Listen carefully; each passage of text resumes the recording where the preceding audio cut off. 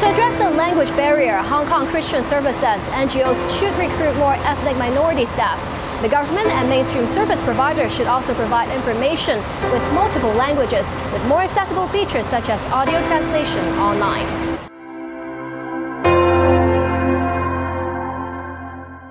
Good evening, and thank you for joining us. Taiwan is hunkering down for the arrival of Super Typhoon Gami. The island is being pounded by rainstorms with at least one person killed and 58 others injured. Work and schools have been suspended. More than 200 flights have been cancelled. Gami is expected to enter within 800 kilometers of Hong Kong tonight.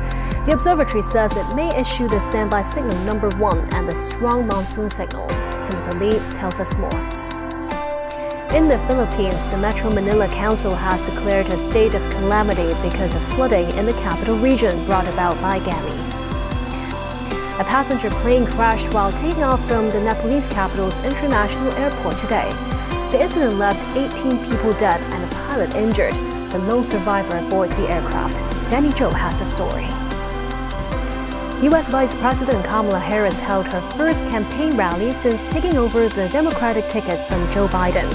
A roaring crowd of battleground state voters greeted her in Milwaukee, Wisconsin, one of the several blue wall states that include Michigan and Pennsylvania, seen as crucial to November's presidential election. Harris said she would proudly put her record against that of Republican nominee Donald Trump in an event that reflected the vibrancy previously lacking among the Democrats in recent weeks. Now Speaker Reem with more. U.S. President Joe Biden said he will address the nation from the Oval Office on Wednesday evening on his decision to pull out of his 2024 re-election bid.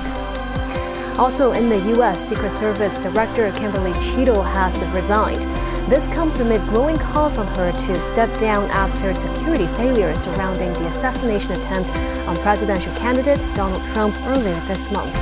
Cheadle was appointed to the role in 2022 and was the first woman to head the Secret Service agency.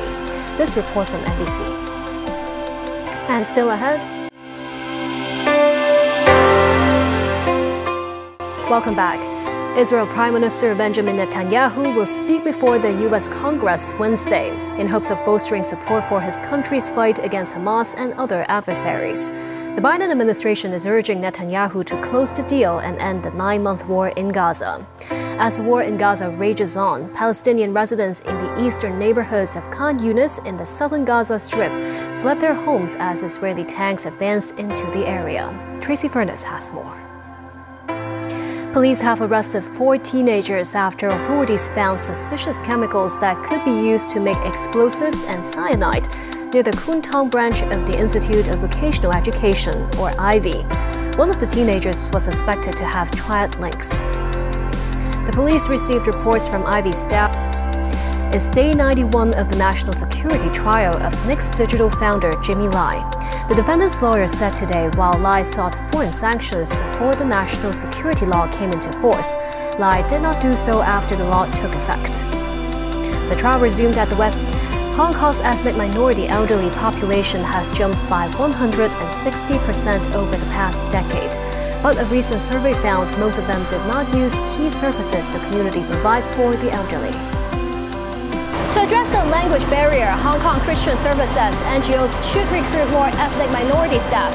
The government and mainstream service providers should also provide information with multiple languages, with more accessible features such as audio translation online.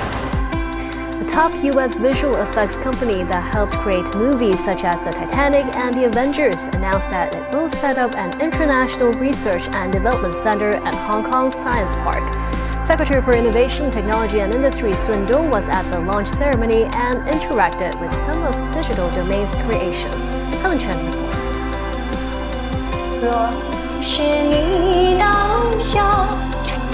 Daniel Xie, CEO of Digital Domain, said right now is a good opportunity to cooperate with the Hong Kong film industry.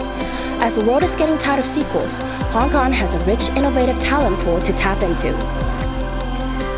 And Britain's 3-time Olympic equestrianism gold medalist Charlotte Dujardin has withdrawn from the Paris Games after a video emerged that she says shows her behaving inappropriately while coaching other riders.